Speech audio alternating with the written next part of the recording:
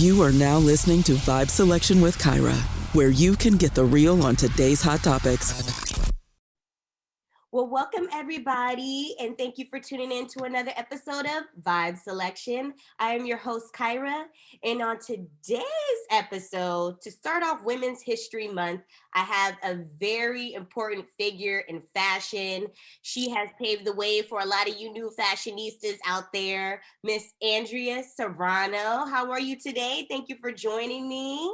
Thank you so much for having me, Kyra. This is an honor. I love your podcast and I love sharing my story. Absolutely. Thank you for being on. So you're a fashion curator, you're a creative director, you're a producer. I mean, there's nothing that you do not do. Your resume is impeccable, and it's awesome to have you on to start off the Women's History Month, because you are definitely one of those prominent figures within why we celebrate our women's history. So, but before we get started, I do want to know, what are you wearing today? What do we have on? This is actually my friend's company called Lila P. She's from Charleston. So I live here in Charleston, South Carolina. But she lives in New York. Her brand is in New York.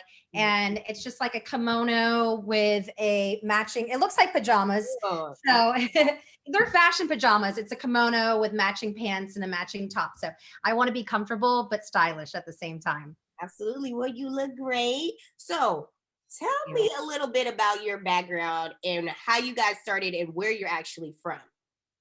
Okay. Well, I grew up in Orlando, Florida, and in the 90s, and I always wanted to be in fashion. I thought that I wanted to be a fashion designer. I didn't know what the jobs were out there. So I just thought, well, I guess I'm going to be a fashion designer, and found out that there was a college in Miami that offered fashion merchandising.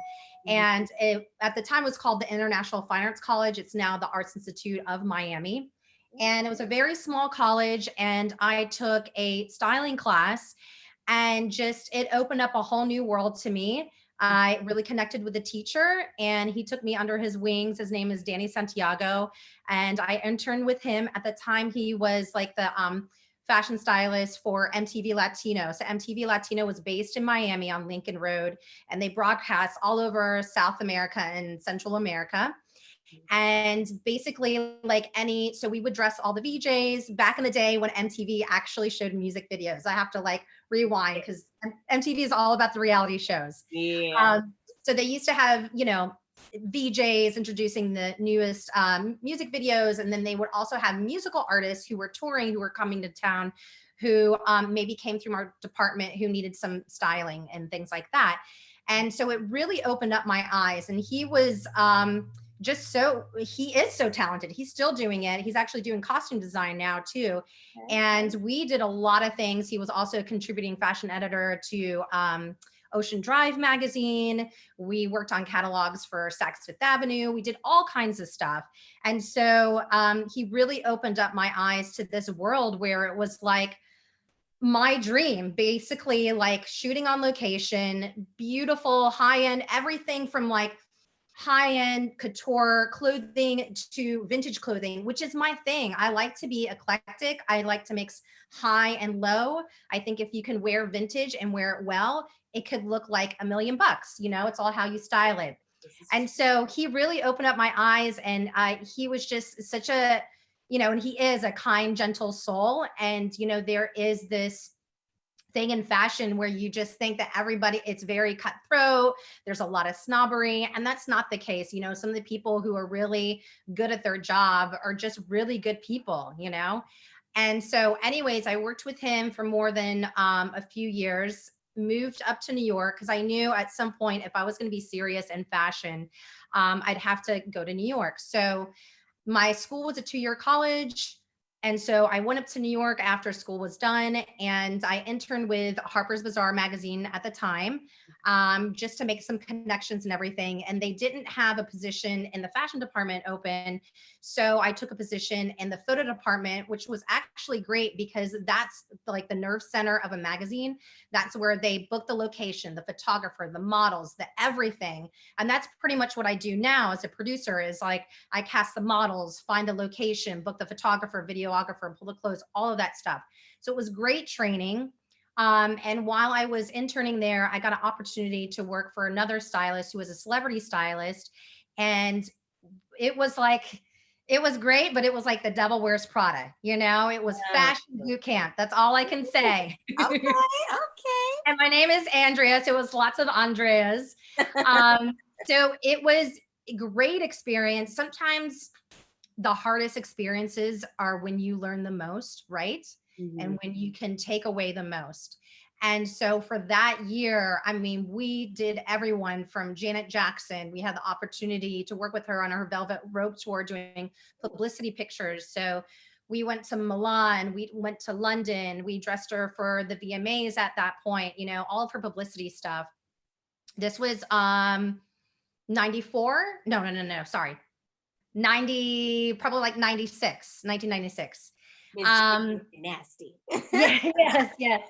And like, she was my icon growing up. Like, I couldn't believe at the moment, it's a job is a job, you know? So it wasn't like I was fangirling on set. It was very professional, but it was those pinch me moments. Like, I can't believe I'm working with this person right now. Yeah. We worked with Victoria's Secrets on, you know, a photo shoot and also commercial shoot with some big photographers. I mean, we did a lot of stuff. Christy Brinkley, Cindy Crawford. And I knew when it was time for me to leave, it was a kind of an unhealthy environment. And so I just knew it was my time to leave. And I got a lot of experience, and we left on good terms, which was great because he was kind of known to go through assistance fairly quickly. And then I would just freelance and pick up, you know, I was working on my portfolio. You know, the ultimate goal was obviously to be my own stylist, but as a stylist, you need to work up to that point. So it's about networking and, you know, fostering good relationships with people at showrooms, because you're pulling thousands of dollars worth of merchandise, and these people want to know that they're going to get it back, right? Yes, that you're not shady. So, you know, it takes years to build these relationships. So as I was assisting this guy and freelancing and stuff like that, I was able to build all of these relationships. And during that time of freelancing, Danny Santiago he was still based in Miami, would come up to New York and do these jobs, these big jobs, and ask me if I wanted to, you know, assist him. And I was like, of course. So we were working with J-Lo and Sex and the City, the cast of Sex and the City. And with J-Lo, we styled her for her first album before anybody knew that she could sing. You know, she was just acting at the time. And that was a pretty big deal. This was on the 6th. And then after that, we styled her for Premiere Magazine. And it was just lots of really big jobs that I was grateful to be on. And then I almost worked with Prince. It was this close. Oh girl. I mean, if you work with Prince, my heart would sink right now. But what happened? Okay, so this is the deal. So sometimes celebrities are super, super private, and he is very private. And basically, we knew he was bringing his own clothes, but he needed a stylist on set to make sure everything looked good, steam his outfit, bring accessories. So our job was also, there was some prep work. So we were pulling jewelry and accessories and things like that. And so we had the studio all set up. We were at the photographer's studio, and he walks in. And I'm kind of short, you know, I'm 5'4", and he was shorter than me. So we walked in, took a look around, and what's that? You had the little heels on. He had the heels on. High suit boots. So he walked in, and then he walked out, and then his bodyguard came in, and he was like, you know, we need it to be a closed set. Anybody who doesn't need to be here needs to leave. So me and the photo assistants had to leave. And so it was just Danny and the photographer. And I totally respect that, but my heart dropped a little bit because, I mean, Prince is like an icon. Legendary. Yes. Yeah. No better than that. The moment was brief. But you know, it's a job, right? You know, it's a dream job, but it's a lot of work. You know, what people see in, you know, magazines, online, on TV is one thing, but all the work that leads up to it is a lot. It takes weeks of planning and prepping and all of that stuff. And I really do respect anybody who works in the entertainment industry, whether it's film or music or fashion. It takes a lot. And it's a wonderful opportunity because you get to create with all these other amazingly creative souls, and you create beautiful imagery. And it was just, New York was a wonderful experience. So I was there for about 8 years, fell in love. Actually, my husband, Gustavo, was also in the same industry. He was a fashion editor for Stuff magazine, which was owned by Maxim magazine. So we worked together a little bit, but actually Danny introduced us in Miami like years before. Anyways, fell in love and just figured out like New York wasn't the end all. It wasn't a place that I wanted to raise a family, and I wanted to be close to my family in Charleston. So moved down here about 17 years ago, and knew I couldn't come here looking for a job. I didn't think that there was much of any kind of production happening. So me and my husband had the idea of opening up a store. So Charleston's first streetwear boutique, we like brought the city to Charleston. It was called Bazaar, and it was on kind of like the up and coming area of King Street. And we had that for about 5 years. And then we had Charleston's first sneaker boutique called Sweet Soul. And we opened that the day the stock market crashed, September 2008. So it's pretty much like opening up a store the day the world gets shut down during COVID. So how was that? Okay, what was the experience like where the stock market is crashing? You had this new boutique up and going, and you're just kind of, I'm sure you're just thinking, okay, well, what are we gonna do? You know? We just, it was the unknown. We were like, we got to just figure it out. And thankfully we had the customer base of our other store kind of like coming. We were definitely off the beaten path with our sneaker store, Sweet Soul. So we were like depending on our other store, Bazaar, for people to come. It was lots of word of mouth. Now this is before social media was where it is today. Facebook was just for college kids. There was no Instagram. There was no, maybe Twitter was around, I'm not sure. And so there was really no social media support that people have now. We were selling whatever didn't sell in the store, we would put on eBay, and we would flip it on eBay like nobody's business, because maybe the economy wasn't doing great in America, but in Asia and Europe, their economy was doing great, and they were ordering, you know, all kinds of sneakers from us. We had limited edition Nike and Adidas, you know, stuff that most, you know, places couldn't get, stores couldn't get in the state of South Carolina. Pretty much, we were the only sneaker boutique. So, but it wasn't enough, you know, if we had Instagram and we were really pushing that social media agenda, I think that it would survive during that time. But obviously things weren't meant to be. We were meant to have those stores for that time and meet those people, and really be a part of the community and learn a lot. But we weren't meant to have it forever. So when we closed both of the stores, I had contacted a costume designer who used to shop with us, who worked for Army Wives. Army Wives was a TV show that was on Lifetime for several years. You know, they had, it was like their #1 rated show at the time. And so I reached out to her and I was like, hey, I'm looking for a job in the costume department. I don't even know if you're hiring or what I could do, but I'd love to work with you.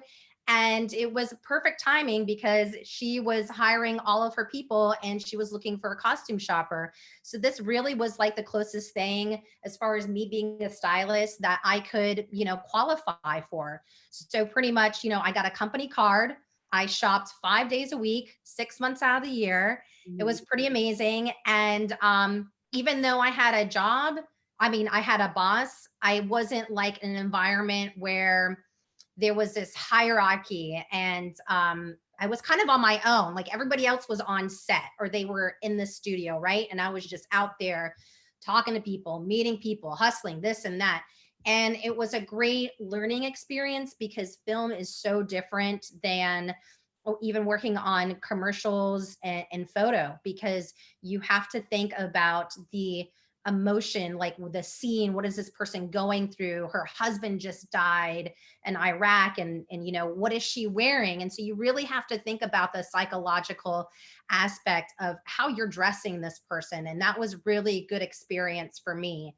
And of course you learn things like, oh, you have to get doubles of things because there's going to be an explosion, and so we need to have something for the stunt double and 3 for, you know, this actor and all of that. So just the logistics and the ins and outs of the film industry was very interesting.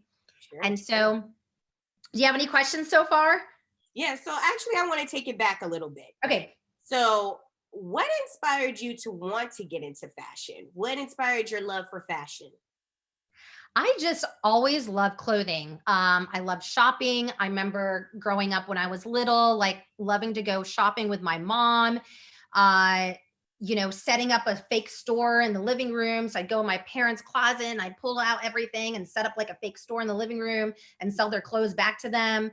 And I always had this love affair of fashion and reading magazines like Vogue and 17 and Cosmopolitan, and just being like, it was just such a fantasy to me. Like at that time, Orlando was kind of a small city and there wasn't like a fashion scene there, but I just felt like I connected with fashion, whether I saw it in a store or in a magazine. Mm-hmm. So when you got the internship for MTV Latino assisting the wardrobe stylist, what was the experience like for you? What did you think? Because that was kind of like your first big gig, right? So what was Yes. the experience like? It was amazing. Well, I walk in, I was definitely like intimidated because I walk in and it's like this huge room with racks and racks of clothes, amazing stuff. Mm-hmm. And you know, a lot of working in fashion is just, it's about the energy and the personality. It's like you can only learn so much in school, and it isn't until you're kind of thrown in these situations and you have to deal with a lot of different personalities. You have to deal with divas. You have to deal with people who seem very confident on the outside but actually very self-conscious on the inside. A lot of different personalities. And so it was a little intimidating at first, but like I said, Danny was just, he is such an amazing guy and just was very patient and soft spoken, and took me under his wings and just knew that everything was like a first for me. I was very green. And not all stylists are like that and have patience like that. And so he gave me a lot of opportunity to grow, and I thank him for that. Yeah. So how did you deal with situations where someone's being a diva or a divo or stressful situations? How did you cope with that? Well, it's funny because the people that I had to actually style weren't divas. It was the personalities of the crew on set, whether it was like a photographer or a stylist that I was assisting. Mhm. And you just have to, it's a job, right? You have to be professional at all times. You have to be a problem solver. You have to be strategic. You have to think quick on your feet. There is no room to be emotional about anything or take things personal.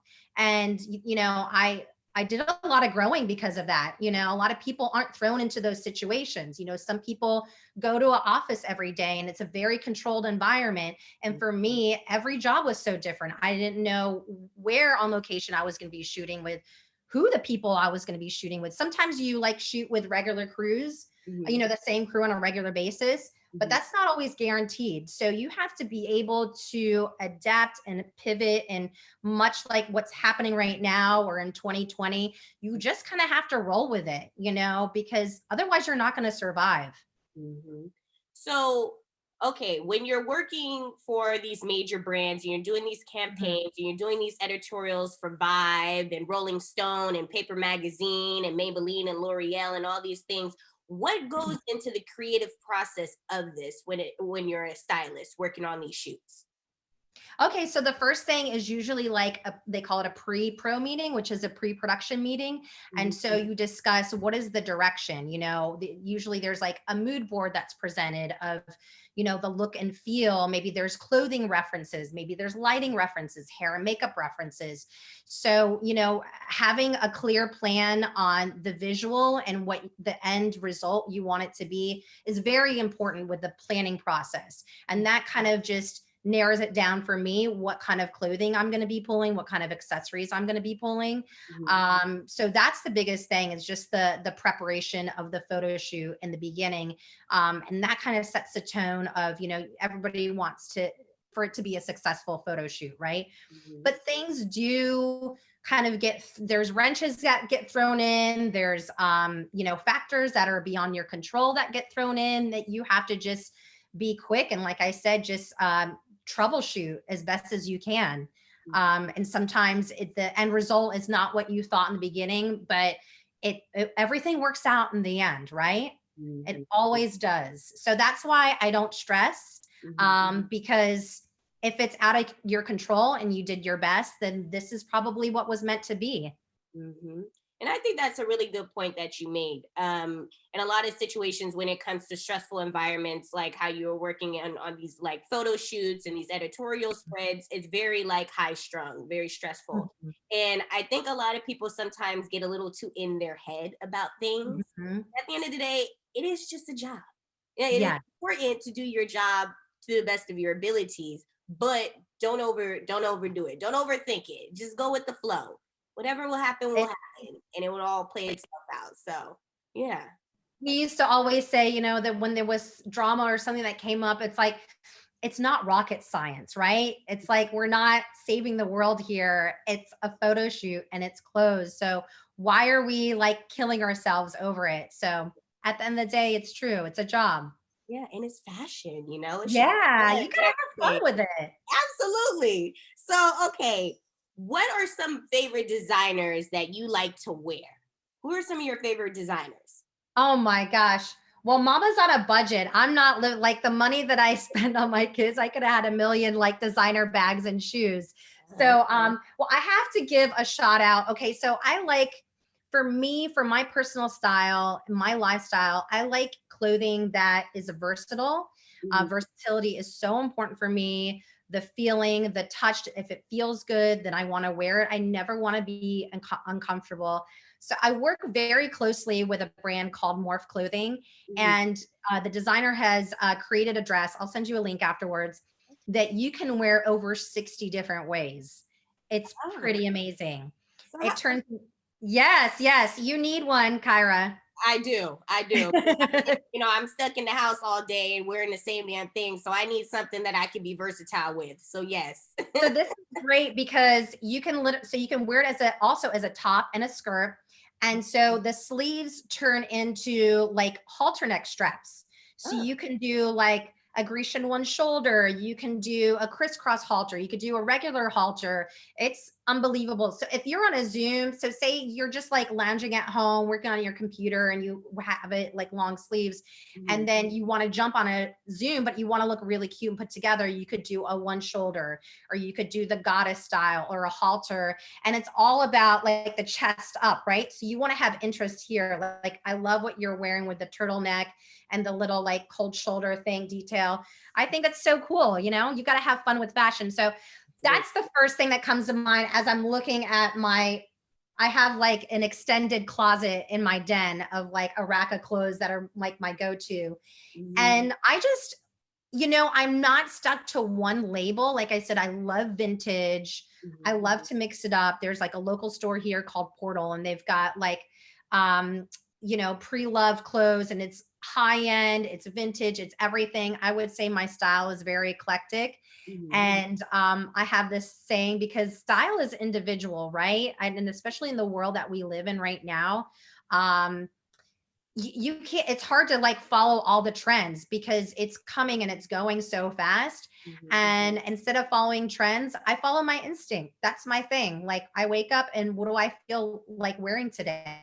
What is my mood and everything? And so I think that's important as an individual, like when you're trying to find your personal style and what you feel comfortable in, you know, don't try to compare yourself with everyone else. You know, that comparison game on social media could be a buzzkill for some of us. So it could be inspiration, but it could also be like this comparison thing. So just be mindful of that. Absolutely. So why do you feel like fashion is such a revolving door when it comes to style trends? Because I know for a while the vintage thing was kind of in, and then the whole 90s thing was kind of back in style. So why is it that fashion is such a revolving trend? I think honestly, they're running out of ideas. That too, because I'm like, I mean, not to say that these aren't great style trends, but I'm like, why is it always like that? It's just like, this is in style, everybody's wearing it, and then you don't see it anymore, you know? Well, like how, you know, how often can you invent the wheel, right? It is what it is. And unless you're like coming up with a new style of pants that you've never seen before. Yeah. And think about it, like, it's, you know, fashion comes in cycles. So every 20 years it comes back around.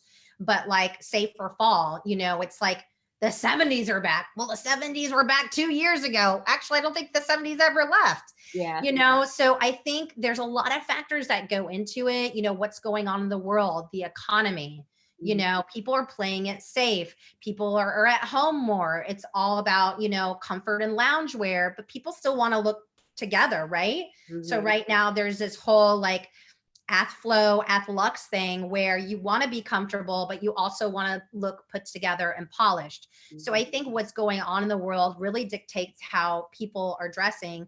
But on the other spectrum, I think people are just sick of wearing yoga pants all the time, right? Yeah. They want to look cute again. Exactly. And you can only pair something with yoga pants for so long. You know what I'm saying? You got to think outside of the box, you know? Yeah. So I wanted to get into this segment, and I call this the Vibe Selection Fashion Burn Book. So for you, what would you say is the style trend that you would burn, you hate it, you never want to see it again, no one should ever wear it? What would be in your fashion burn book?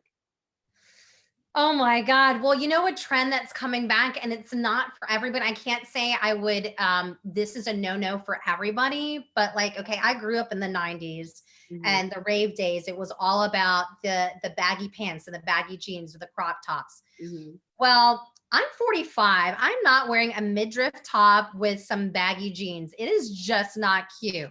Yeah. So, I don't know. For me, that's my personal burn book thing. Like, I can wear like boyfriend jeans, but I'm not wearing oversized baggy jeans ever again. And it's not flattering for everybody. Yeah. So I would say, yeah, go ahead. But I would say for me, I remember there was this one fashion trend, and I want to say the early 2000s. This is probably when Juvenile had Back That Ass Up or something. Okay. And everybody was wearing these jean fits. So you had the jean jacket, you had the jean pants, and then you would pair it with a top. And there used to be this place in Oakland, in the Bay Area in California where I live, and it was a swap meet. And you could go in there and get all types of stuff, hair products, whatever you want. And yeah, was the thing. Everybody was buying these horrible jean fits. My mom had them, my brother had them, I had them. We were like a whole family full of like jean fits. And then everybody used to go to a little mall and take the little pictures with the little backgrounds and stuff like that. So you had all these people taking pictures in these damn jean fits, and it was horrible. It was, oh my gosh. And it's probably back too, you know? Yeah. It was, I think it needs to be gone and stay gone. That would be in my fashion burn book for sure. I know. It kind of is in the same category as like baggy jeans. I don't know. It just doesn't, you want your butt to look cute, right? Or kind of cute. I do. I want it to look fabulous. Yes, exactly. Yeah. So why hide it and have like a pancake ass? I don't know. That's not like cute to me. Not flattering at all. So, okay, this gets me into another question. So I hear from a lot of curvy women who are slim in the waist, a little thick in the hips and stuff like that, that are looking for a nice style trend for plus size people. So what would you say are some go-tos for people that are a little fuller figured? Yeah. Trends or fashions or brands? So I think it depends on your personal style, right? Because I can see like a curvy woman rocking a body conscious dress and owning it and looking great. Or if you're a little bit more modest and you want to kind of camouflage certain parts of your body, I think it's all about like focusing on something. Maybe it's your waist that's the smallest part of your body. So maybe you want something that kind of like is more fuller, that like is nipped at the waist, so it's a little tighter around the waist and it goes out a little bit, you know, whether it's a skirt or a dress. I think dresses are the most flattering, you know, and unless you're really good, you know, you find a pair of pants that fit you well, that has stretch is definitely key when it comes to curvy bodies for sure.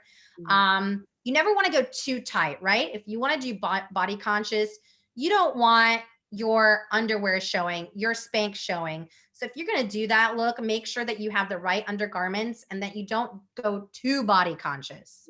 Okay. So there's two school of thoughts. Either you really highlight that body or you flatter what you want and kind of camouflage what you don't want. I agree.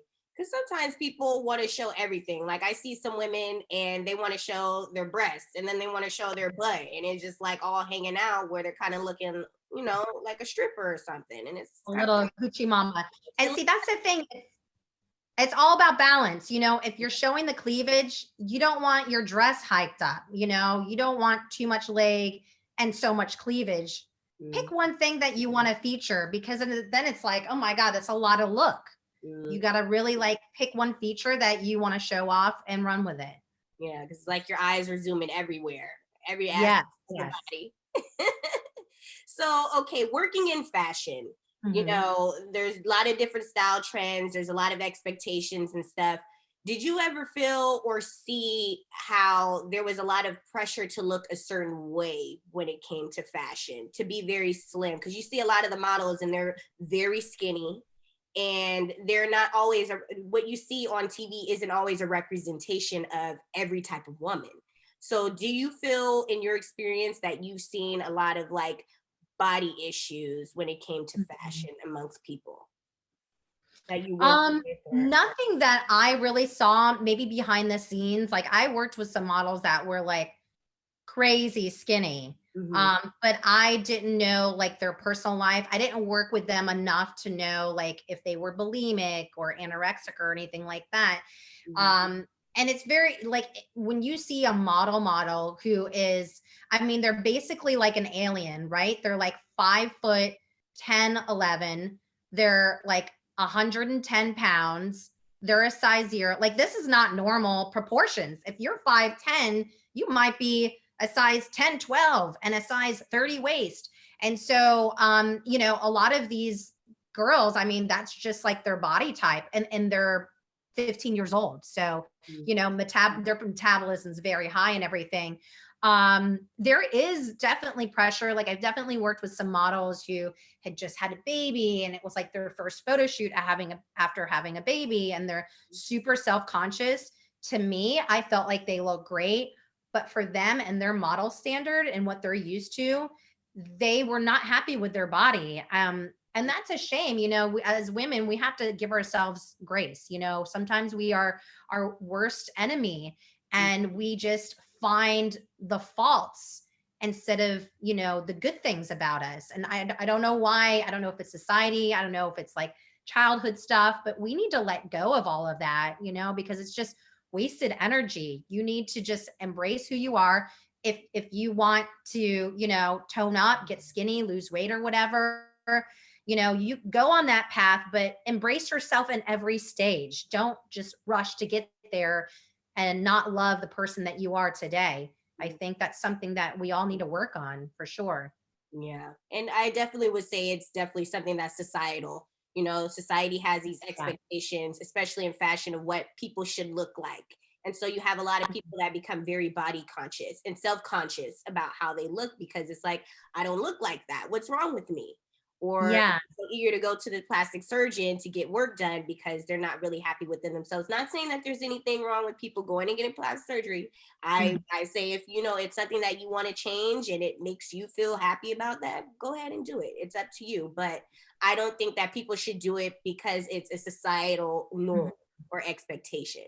So yeah. I think that the narrative has changed too with social media, and the consumers are the ones who are actually setting the tone instead of the brands telling you what to wear and what you should look like, so there's more inclusivity when it comes to sizes, to ethnicities and stuff like that. I really love that there's more of this kind of open inclusivity that's happening, because this is the real world. I think that the average female size in America is a size 8, 10. But yet you see these models who are a size 0, and that's just not realistic, right? And even with age too, there's a lot of ageism too, where it's this clothing brand is clearly geared towards women who are in their 50s and 60s, but the models are in their 20s and 30s. Exactly. So I think it's slowly changing, and you see brands like Fenty where it's all different women of every size. And these are brands that are really being successful right now because people can identify with them. So if you're a curvy girl and you see a curvy model wearing something, I think you're going to want to buy that. You know, you can identify with that person. So I think the last few years with social media and the way the world is going, it's definitely changed. And I hope it keeps on going that way. Mm-hmm. And so we're on a perfect topic right now because I want to get into a little bit of branding. And I know that's something that you kind of help to do as well. And I want to say, do you feel like social media plays a huge part in someone branding themselves? Do you feel like it is something that everybody needs to look to if you want to brand and market yourself? 110%. For sure. You need to, not everybody can be like this professional blogger with beautiful imagery all the time. I think right now it's about the story. Okay. What is your story? People want to buy products or their services from another person, not from a company that's faceless, right? You want to be able to connect with that person. So video is very important, having, professional imagery. I'm teaming up actually with a local photographer here called Serena. She goes by Inaris Photography. And this is what she does. She captures beautiful photography for brands and she shoots their products and she shoots them and all of that stuff. And I think sometimes as a business owner, you are working so in your business, not on your business, where you're just thinking, I've got to make these earrings. I've got to make this soap, and you just never know when that magazine or the Today Show is knocking on your door and is like, I need professional pictures. Can you send this to me? And if you don't have that arsenal, like you're missing out on an opportunity. So you need to invest in yourself as a brand, whether you are launching a brand or you're rebranding, you need to have, those professional pictures, if video is your thing, you need to have video. I think all of those are so important to tell the story about your brand and promote yourself. Absolutely. So what was the most memorable experience that you had working for either an editorial spread, either for a photo shoot, or just in fashion in general? What is the most memorable experience that you've had thus far? So I have to just remember, okay, so there's two of them, and I'm just referencing recent things that have happened in the past, few months, is I do a lot of charity work here in Charleston. Being a part of the community and giving back is very important for me. So I do this charity fashion show called the Pink Promenade.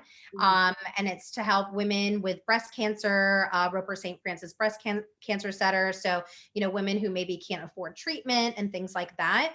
And so all the models are breast cancer survivors.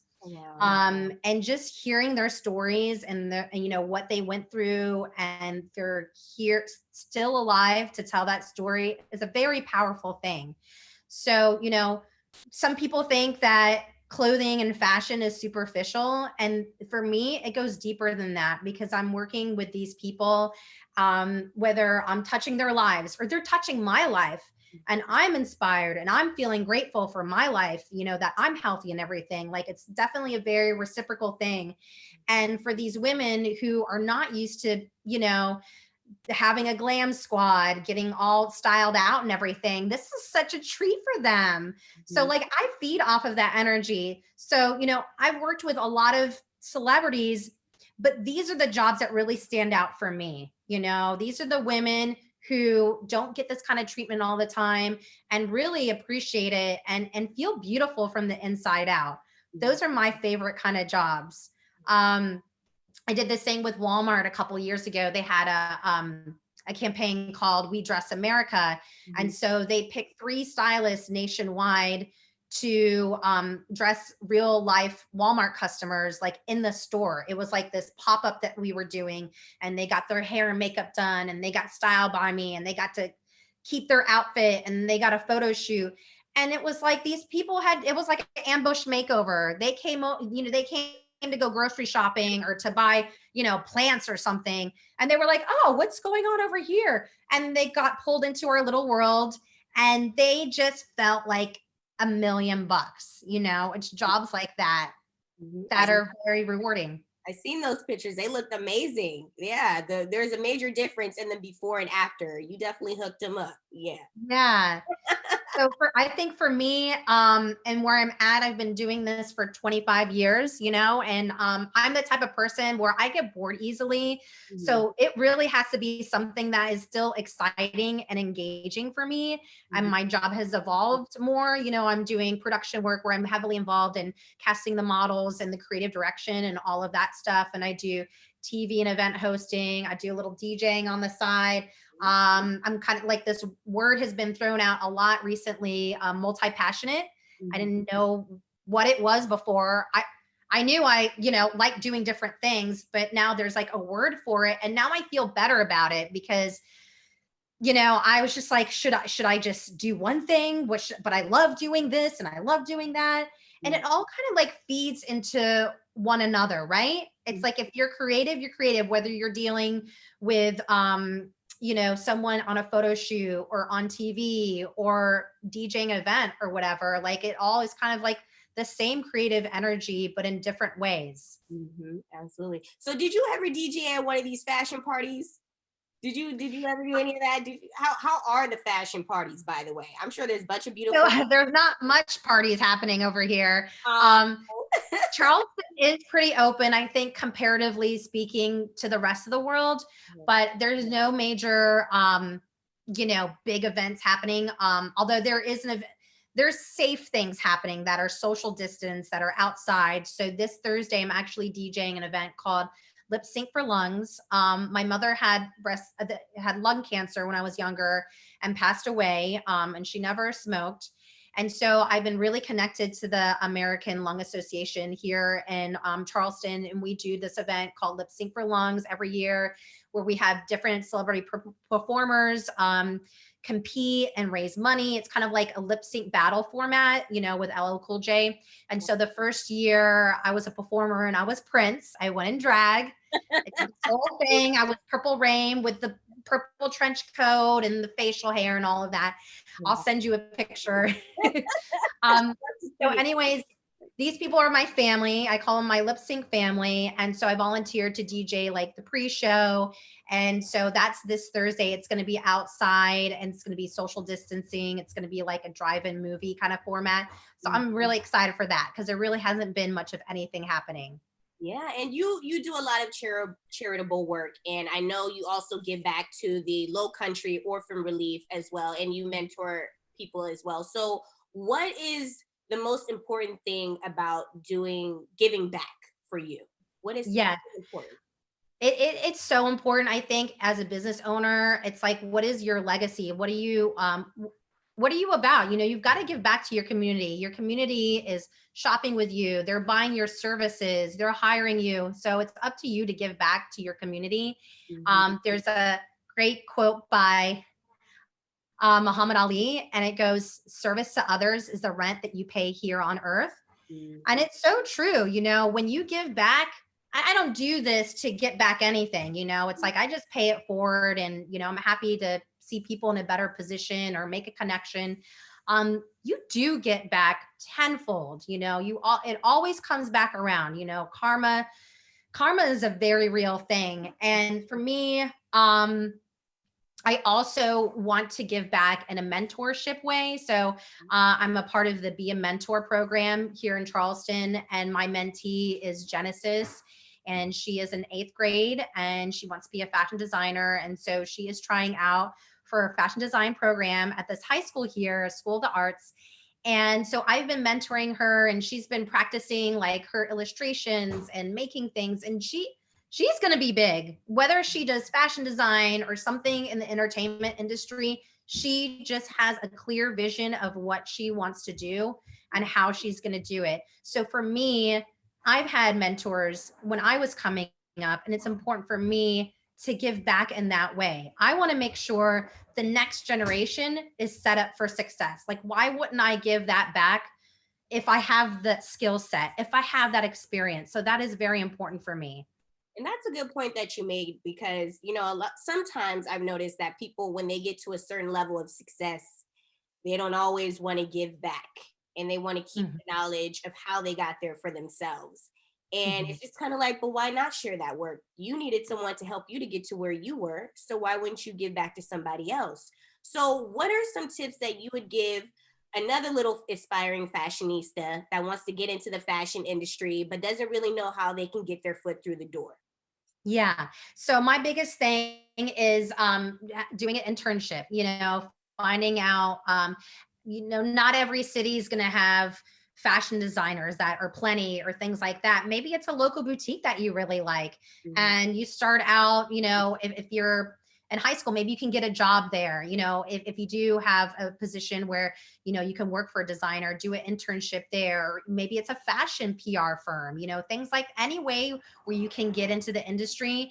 And even if you think, oh, I want to be a fashion designer, but there's no one, that I could really internship with, but there's like a fashion or a marketing firm, you're going to need to know all those things. If you're a business owner, you're going to need to know how to market your product and sell it.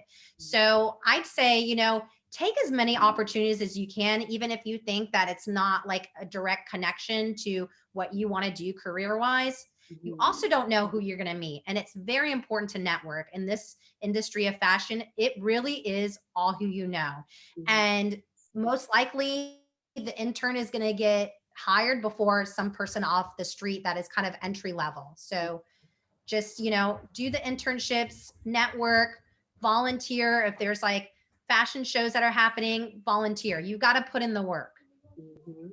So with you being a business owner, a blogger, creative director, you wear all of these hats. What is some things that you've learned from this pandemic as far as being an entrepreneur? Do you feel like it's kind of hindered you a little bit in your growth, being able to expand your brand a lot? Or do you feel like you've had time to kind of like reevaluate the direction that you want to take it? So the last thing you said, last year was definitely a time where, I had a couple months where I had a couple clients where I was able to work at home, but, the majority of the time I'm usually on set, right? And there was no photo shoots that were happening in March and April. And so I really had the time actually all of last year to do some self-reflecting and think about like I said before, instead of working in my business, working on my business, how can I improve what I do? How can I roll it out where it makes sense for these other brands who maybe don't have the resources to put a photo shoot together, but they still need to roll out digital content, where I'm like, hey, I'm your girl. I can do it all for you. You worry about designing your dresses, running your boutique, whatever you need to do, and I'll worry about the visual and creating that for you. So last year was growth. I had 2 months that were quiet and it was like gangbusters. I had my best month in September, like a record breaking month of like just income and everything. And I just was not expecting that in 2020. And I just rebranded and designed my website and everything last month. I had my blog, Charleston Shop Curator, and AndreaSerrano.com separate. AndreaSerrano.com was all my styling stuff. And so I merged all of that stuff together. And so now I have a more clear picture and package when either I'm approaching a client or they're approaching me, and I can just kind of roll it out. This is all my services. This is what I do.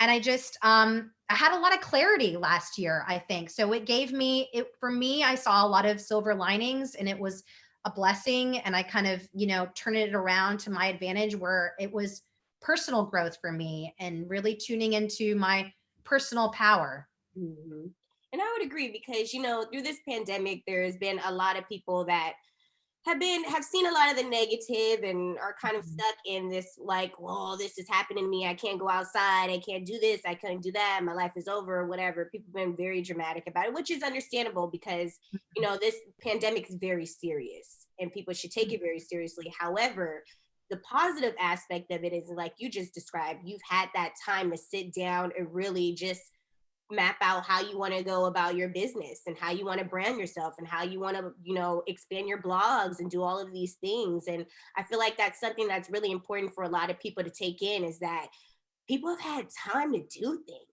We're so hustle and bustle and everything, and we don't really have time to stop and think, enjoy our family. You know, a lot of people have been having time to enjoy their family, to sit and improve their businesses. So yeah, that's awesome that you've been able to kind of sit and assess it and really just take it all in to expand, you know, your brand. So I think that's awesome. Yeah. And I want to see other businesses be successful. I think that's a part of my business that is, you know, I wouldn't say different, but I really look at other people's businesses differently now. And I'm just like, well, maybe you can improve that and maybe you can do that, you know? So I do a little bit of business consulting, whether it's like on the digital side or marketing or whatever. And I'm a small business champion because I've been there before. I've had a brick and mortar during, you know, financial, not a, you know, different kind of crisis, more of like a financial crisis then. But so I've been through it. And so I have a lot of empathy for them. And I just want to see small businesses grow and thrive. And not everybody has that business model where they can do that during the pandemic. So people have to get creative, right?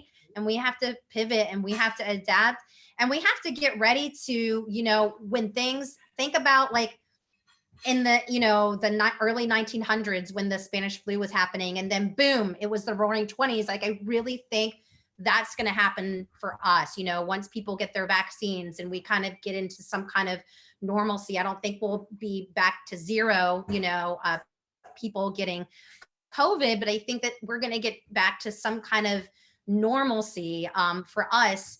And things are going to, you know, people are ready to celebrate, and you know, it's going to look differently, but you know, we just have to get ready for that moment because people want to spend their money too. Mhm. So just think about, you know, just try to be forward thinking about where you think the direction is going, and don't try to focus on the fear and what you don't have. Think about what is the opportunity that I'm not seeing that other people are already thinking about right now. Mhm.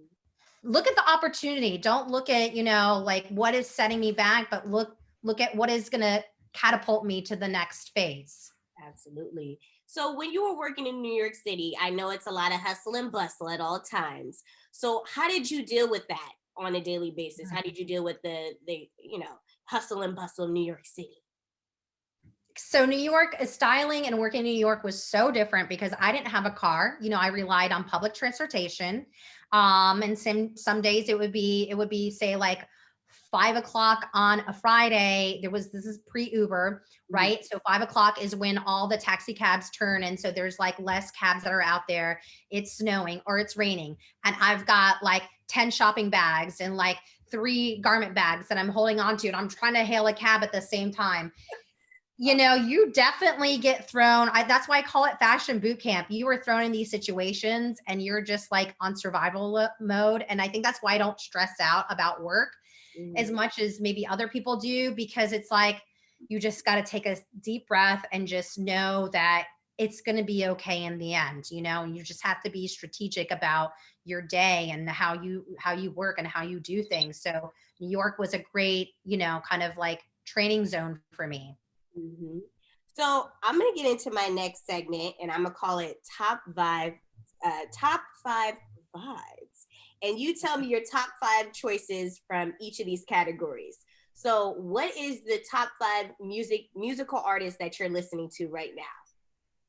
Oh my gosh. Like current, okay, so I always say this, I'm stuck in the 80s and the 90s. That's okay. I love my 80s and 90s music. I can't get, I love new stuff too. Are you asking like a current artist or an It can older be artist? whatever you want it to be. Who's your top five?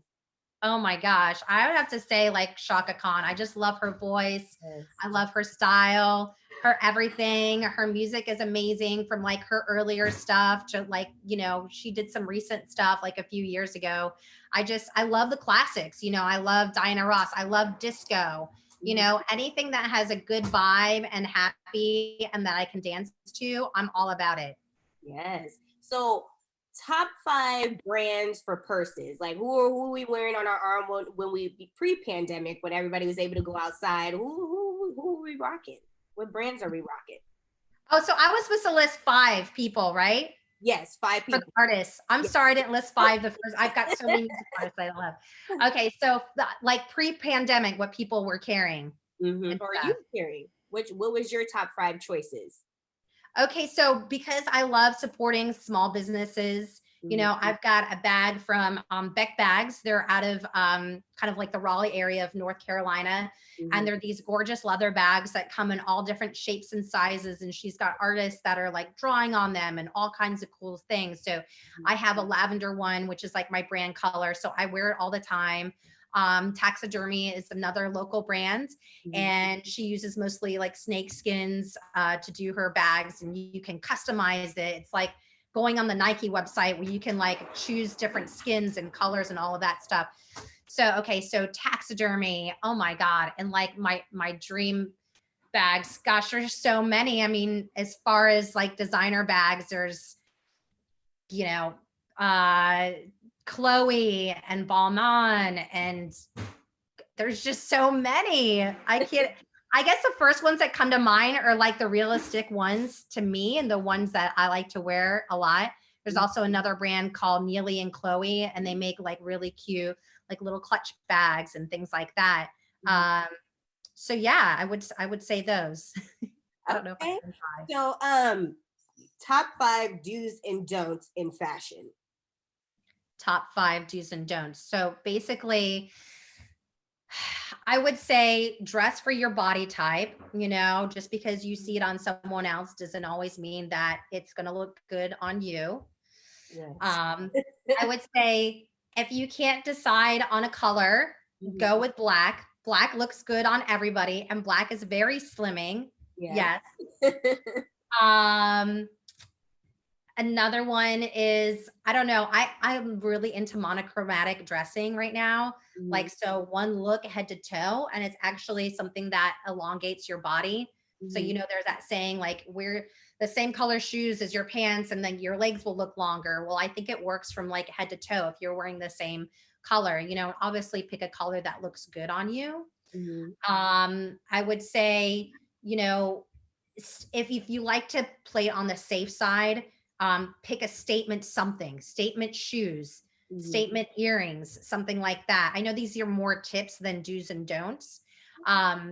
So just, you know, focus on that, because I think sometimes people get a decision fatigue and they don't know what the first thing that they want to wear. And I always start with like, if it's a new pair of shoes that I got, you know, I'll start dressing from like my feet up, that sort of a thing.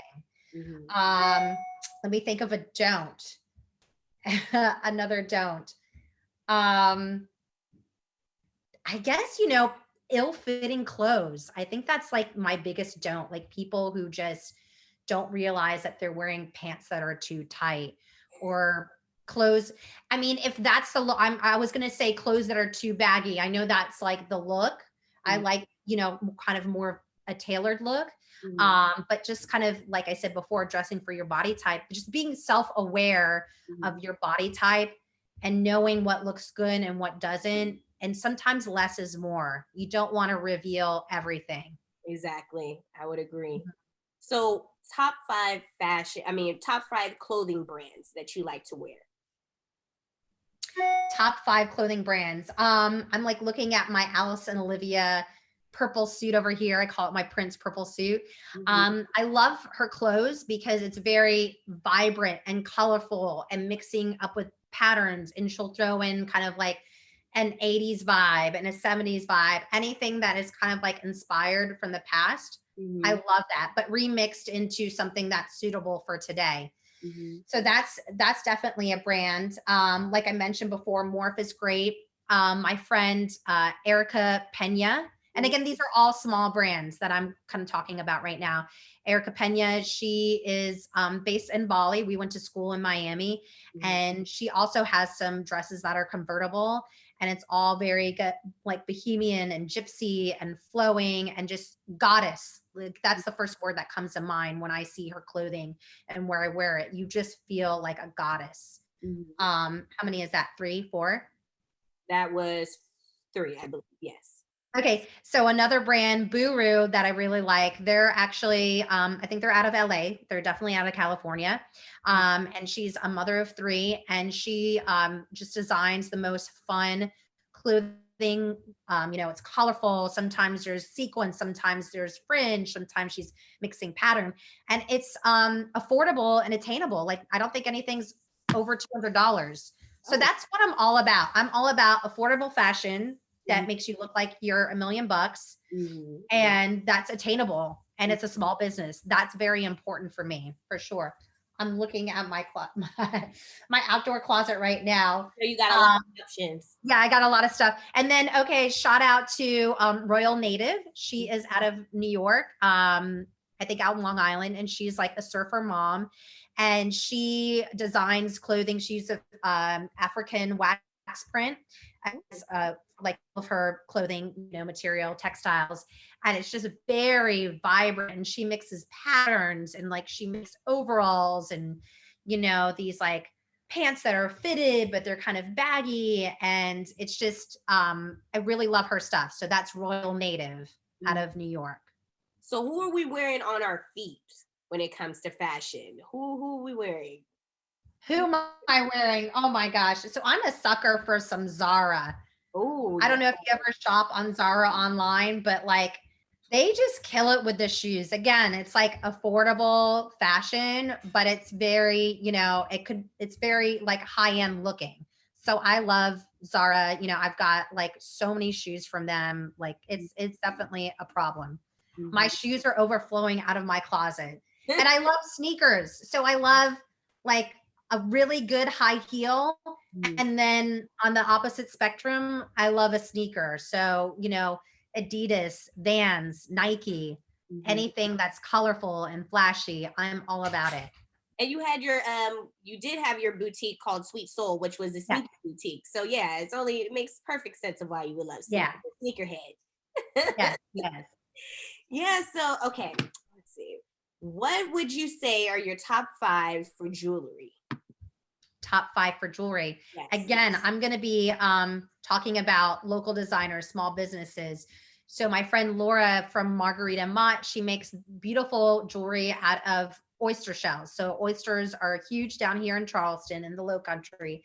And so she goes on the Battery and she finds them. And so she has this new technique where she works with resin. So she gets oyster shells and she like mashes them up into little pieces, and she uses gold foil, and she creates this resin jewelry where it looks like the shells and the gold foil are kind of like floating in this resin. And so love her stuff. There's another designer, Sunbow, where it's all hammered gold jewelry that looks beautiful when it's layered.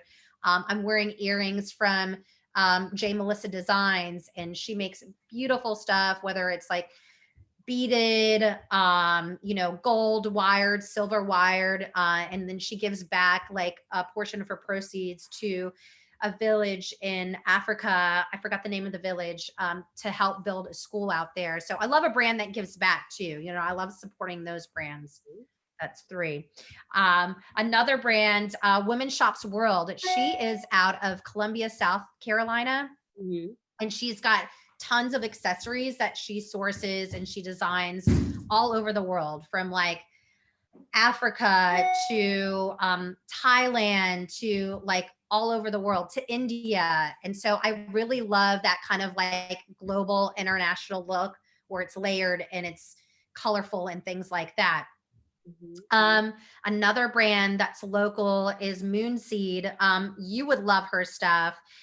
It's very graphic and modern, and she uses a 3D printer to create these graphic earrings, and then she paints them. Sometimes she paints them with gold paint. And it's just very modern, lightweight, and again, affordable. Everything's under, I think, $40 or $50. Oh, okay. I'm gonna have to check that out. Yeah. Yes. Send me some gold jewels and stuff. So yes. Yes. So okay. Now let's go into fashion tips for the season. So what fashion tips would you give for winter, spring, fall, and summer? Okay, gotcha. So now that we're going into spring, and the lifestyle that we're living is definitely, you want to have fun. You want to have fun with color. We've been through, the winter blues where, it's darks and grays and muted tones and everything. Like spring and summer is really your time to shine and be vibrant. Yellow is a big color that's trending for spring. Mhm. So, and yellow symbolizes happiness and warmth and everything. So yellow isn't for everybody. You have to find the right tone of yellow, whether it's warm or cool, that works for your skin tone. And I know more people are getting tans and are already tan, you know, and in these spring months. So I would say color is big for spring. Mhm. And then going into the summer too, depending on where you live, you know, here in Charleston, it gets very hot and you almost want to wear next to nothing, you know, Mhm. when you go outside. So Mhm. just, you know, think about fabrics like cotton and linen and bamboo and things like that. That's what you want to wear. Mhm. I think that you can't go wrong with a dress, whether it's a maxi dress or like a shorter, you know, knee length dress, something like that. And again, like infuse color, you know, color is always going to be big for spring and summer. And I think for fall, you know, we're definitely seeing, like I said before, this resurgence of like the 70s. So, you know, I wouldn't say it's so much like gypsy boho. It's a little bit more polished, things like that. You Mhm. know, there's a lot of belted, you know, accentuating the waist, you know, the waistline is being accentuated. So I would say definitely it's going to be a little bit of a throwback Mhm. for fall. And Mhm. then going into the winter too, you know, it's going to be lots of layers. It's going to be prints. Mhm. It's, you know, things like that. And always looking polished and put together. You know, there was more of this, like, you know, we want the belt to match the shoes. There's a lot more coordination that's happening with belt, bag, and shoes and that sort of a thing. Mhm.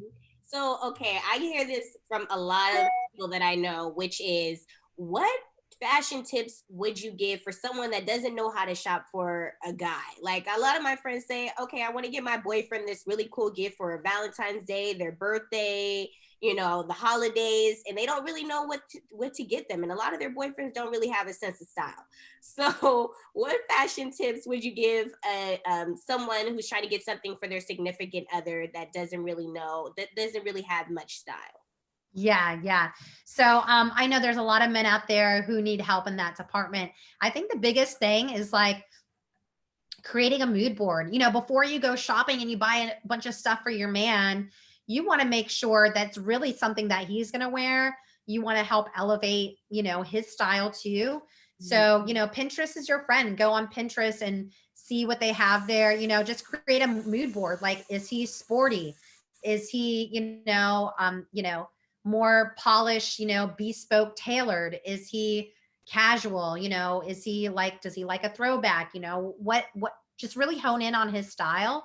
Mhm. And then, you know, there's great places like online, you know, monthly services, like it's a membership thing like Menlo, where it's $60 a month and you fill out this questionnaire and you figure out, you know, what is your style profile, and your man gets sent, you know, most likely it's going to be clothes that they like because they filled out this style profile. Mhm. And I think that's what my husband does. And it's amazing. You know, he doesn't even have to think about what am I going to buy? What am I going to wear? It just comes in the mail every, you know, every month. That's convenient. I'm gonna have to check that out. Yeah. So, okay, you moved to Charleston, South Carolina in 2004 with your husband Gustavo, and you opened Yeah. clothing boutiques. You end up having two lovely children. So, what was the fashion scene then in Charleston as compared to now? Yes.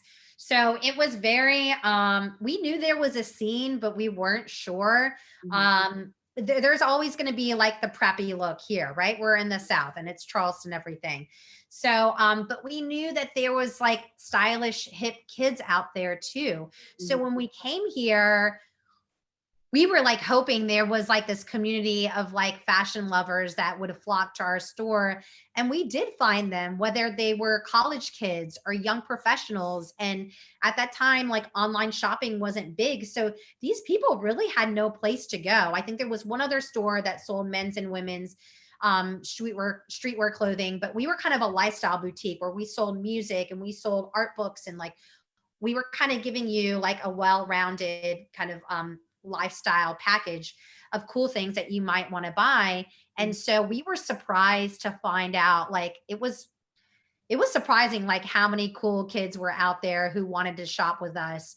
And Charleston has definitely become more cosmopolitan. We have people who are moving in from bigger cities, New York, LA, Chicago, Boston, who already have a great sense of style. And so they're definitely bringing a lot of flavor to Charleston. I would say, like, out of all the southern cities, I mean, I haven't been to Austin or Nashville. I think, you know, and we're always being named for, you know, most stylish city in the South and stuff like that.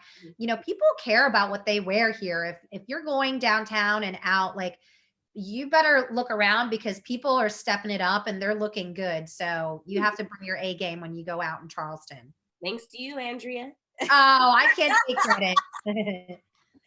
So, okay, what made you want to move out there? I mean, New York City was just so, you know, fast paced, and that's like the fashion mecca. And then Charleston is just like kind of like a sleepy city, in my opinion. So, what made you want to move there?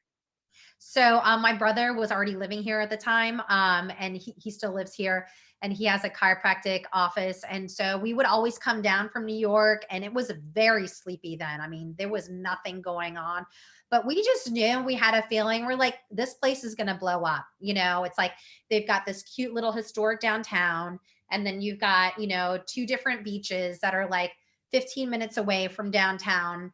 The weather's great. If you like humidity, the weather's great, and I like humidity. We just knew that, and the food is great. We just knew it was going to blow up one day, and it has. Like, every year, we're named #1 city in Condé Nast Traveler magazine and Travel Leisure magazine. So we get a lot of press in Charleston. So everybody wants a vacation here, or they want to move down here. Mm-hmm. So, okay, I know that you're also a host for Charleston's low country fashion style show, and you host Fashion Fridays. Yes. So what is the day in life like for you? What is your day consist of? We get up, we get breakfast, we meditate. Like, what is your day like when you start? Yeah. Well, so usually I train, well, a couple days a week. I meet with a trainer and we work out. You know, I have to start my day doing some kind of physical activity for myself. And it's also a mental thing too. You know, I need just like an hour where it's for me. So either I'm doing yoga or bar at home, or I'm with my trainer. And then I like to have like a healthy, you know, late breakfast. And then if I'm working on a photo shoot, you know, I'm pulling the clothes either the day before, or if it's an afternoon photo shoot, I'm pulling the clothes, you know, that morning and going on set and dressing models and all of that. If I'm working from home and doing digital work, either I'm blogging or I'm having Zoom meeting with clients and things like that. I could be on my computer for like 8 hours a day, you know? And so it's important for me to have those breaks, you know, whether I'm with my family or with my friends and things like that. But I think that's the beauty of my job, and what I love is every day is so different. And, you know, some people like the consistency of knowing what they're doing every day. I don't even know what I'm doing, you know, next week. You know, a photo shoot can pop up. I've got a photo shoot that's like contingent that's happening next week. And so I always find myself with busy work and projects that I am planning for. So no matter what, like, I'm doing stuff. I'm not eating bonbons in front of the TV if I have a free break. I am always hustling. I'm always working on something. That's awesome. So you love the hustle and bustle. Yes. So you were cut out for New York City, essentially. Yes. So, okay, I'm going to call this next segment Vibe Selection Diary. And so what I want you to do for this is give me a diary entry, and I want you to tell me, think of a young Andrea Serrano, and think of how there were certain things that have transpired in your life that you wish that you would have known then, that you would have known now, that you know now that you wish you would have known then. So what are some experiences or lessons from you getting onto the scene of fashion that you wish you would have known then than you know now? And then tell me what you're wearing. So like the day, what you're wearing on that particular day, and then the lesson that you learned. Oh my gosh. Well, remembering what I wore that day is pretty hard. Okay. So Actually, I can remember this because I have a picture I actually posted on my Instagram recently. It was when I was in London and we were working with Janet Jackson and I was working for the stylist. That was very tough, you know, like I mentioned, the Devil Wears Prada moment. And the pressure was really high to make sure that everything went well. And there was lots of room for mistakes because the shoot was supposed to be in Milan and it got like switched to London last minute. So we had, for example, we had pulled Christian Dior from the showroom in Milan. And then we went to London and we were pulling from Christian Dior from the showroom there and from the Christian Dior store. So we were pulling, you know, the same designer from stores and showrooms. And I had to make sure like everybody that it was organized and everybody was getting their stuff back. Right. Mm-hmm. And then, you know, obviously we had the pressure of working with Janet Jackson on this big photo shoot and making sure everything went well. And I was managing a friend, an assistant of mine that I hired on who is Italian and she spoke French. And so it was really important for me knowing that I was going to Milan, that I had an Italian speaking person working with me. So I had the pressure of being this person's assistant, but also managing my friend who was, you know, also helping me out as a stylist. Mm-hmm. And I just remember like the shoot went well and everything. And, you know, Janet was amazing. And at the end of the day, and the boss that I was working for, he was one of those people where it's like, you just do the work and I'm going to go here, that sort of thing. I'm not that kind of boss. I am all in. I'm a team player. I am there from beginning to end. You know, like no job is too small for me. And so here we were, me and my friend, like packing up, like it was, I can't even tell you how many racks of clothes it was. And I was stressing out. It was a big job. And looking back, you know, I was in my early 20s. I was probably like 21, 22. And that was a lot of pressure for a young person. Just not really knowing my self-worth at the time. And I should have probably told my boss, look, we need a full day to pack up this stuff. We need like an extra day to pack it up and make sure that everything is going to the right place, because there were mistakes. We were trying to like do things so fast and so quickly, and it wasn't well thought out. And looking back, I should have like stepped out of that situation and being stressed and, oh my God, I've got to do all this now, and really looked at the situation and been strategic and been like, no, we need another day to do this, to get the job done, because we will pay for our mistakes later on. And it's going to take us more time to fix those mistakes and send this dress from Milan to London and this and that. So just looking back, I wish I just would have known to speak up. You know, I didn't speak up when I was younger. Mm-hmm. And I was wearing, it was really nothing fancy. And again, it was like the baggy pant phase. So I was probably wearing tan cargo pants with like a black button-up shirt that was a little tighter. And I had short hair. I had a bob and I had short bangs. I was a mess, girl. I thought I looked cool then, but I was looking at the pictures and I'm like, I look like Dumb and Dumber. And I was like, I don't know. I was dressing like a man or something. I don't know what I was wearing that day. I've had plenty of those moments too. Like, girl, why did you put that on? Why did you do that? Yeah. So, okay. It won't work. Right. So, okay. What do we have currently in the works? Because I know you're, like you said, you're always working on something. Yeah. You're always kind of got your hands in all these different pots. Yeah. But what do we have working on right now? So right now I am working on a couple different things. I've got a shoot with, there's a real estate development here. It's a luxury living called the Jasper. Mm-hmm. So I'm going to be producing and styling the shoot for them. And that is going to be like, you know, more kind of luxury, high end sort of a thing. And I'm excited to, you know, cast the models and do all of that. And the team is going to be really great. So I've got that coming up. And then I'm doing an influencer kind of blog feature on them as well, because they are all about the community and the local boutiques and restaurants. Mm-hmm. And I work with another company called Fresh Fields Village, and it's like outdoor shopping and dining and everything. And so I'm going to be producing a lifestyle shoot for them, and it's going to be video and photography, and I'm going to be styling and casting it and coordinating the shoot. Trying to think what else. I mean, I'm constantly working with Morph Clothing, whether it's digital content or making connections or just thinking about, what product lines to introduce, different, fabrics and things like that, just ideas. So that's something that I'm constantly working on. And like I said, these projects come up last minute. I might get a call, today for a shoot. Are you available next week? But I'm definitely working on a few different projects that I'll be rolling out in the next couple of months. Well, that sounds awesome. I'll be on the lookout for all of that. Yes. Yeah. So since it is Women's History Month, who are some women that inspire you in your life currently, previously? It could be anything. What women inspire you the most? Yeah. So currently, gosh, I would have to say the women that I'm surrounded by. I've got a couple of core women. Oh God, I've got more of them than that. But my friend Julianne Taylor, she is a business coach, and she's just so business savvy. She always knows what to do and what to say. If I'm ever in question about anything, I always contact her. She kind of helped me with my rebranding and really like digging deep about like who I am and my brand and everything.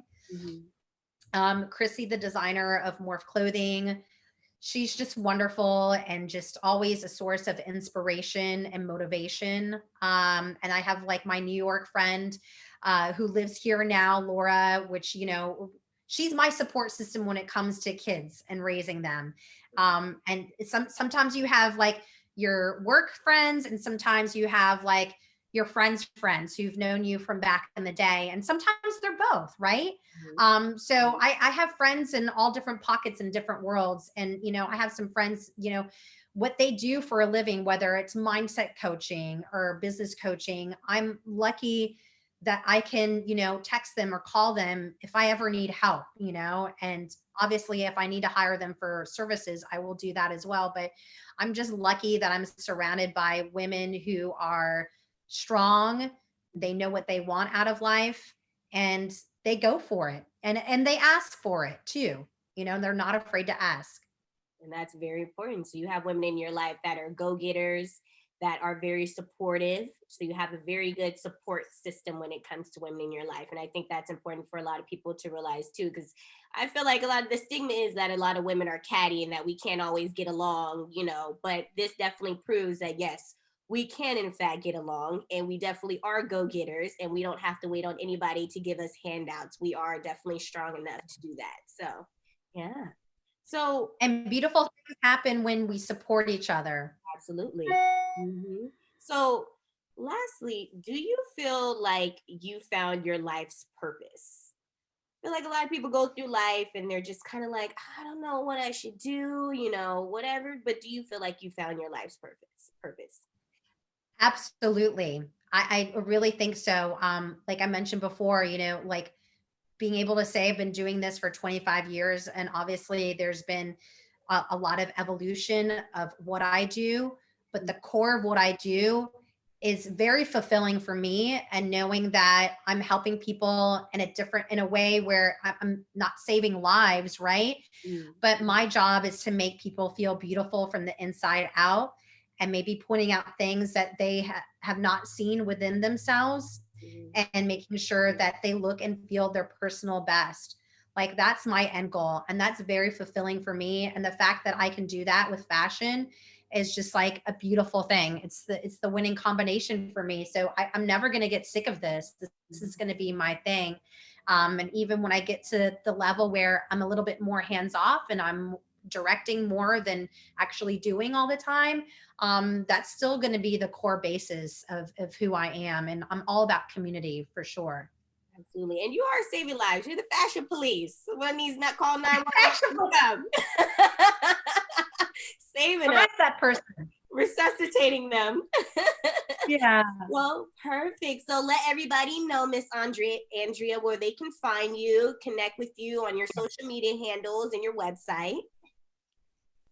So my website is andreaserrano.com. That's AndreaSerrano. And then my social media handles, because somebody already had Andrea Serrano, is Andrea Serrano Curates. Curates, because I curate a little bit of everything: fashion, lifestyle, music, whatever. Jack of all. Yes, well, I want to thank you so much for joining me today. It was a pleasure to be able to have you on. And for everybody else, you can connect with me on Instagram at I am Kyra Mahoney. Or if you'd like to pick up any Vibe Selection merchandise, you can grab that at www.teespring.com/Vibe Selection. Thank you all for joining me once again. If you do like this video, you can hit the like and subscribe button, and make sure you hit the notification bell so that you'll be able to be notified on the latest from Vibe Selection. Once again, I am your host, Kyra Mahoney, and I'll see you all next week. Bye. Bye. Thank you for joining Vibe Selection with Kyra. Come vibe out with us again next time and hear the latest on today's hot topics. Find us on Instagram at I am Kyra Mahoney or donate at www.patreon.com/vibeselection.